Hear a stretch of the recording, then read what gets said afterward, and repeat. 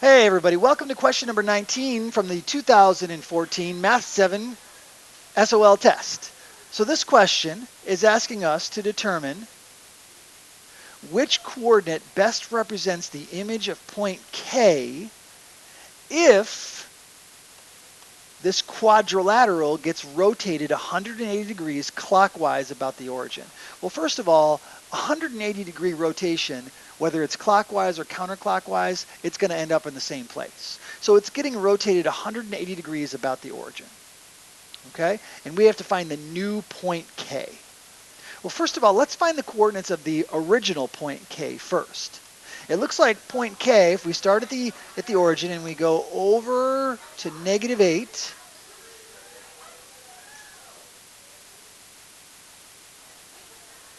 and then from there we go all the way up to +6. So it looks like the ordered pair that represents point K is -8, 6. All right, so I have to find the new point K when this quadrilateral gets rotated 180 degrees about the origin.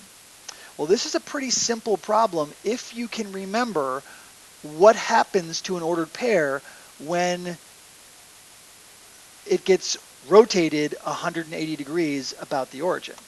And what happens is the x value and the y value become the opposites of one another. So the new point K becomes, well, what's the opposite of -8? The opposite of -8 is +8. And what's the opposite of +6? Well, the opposite of +6 is -6.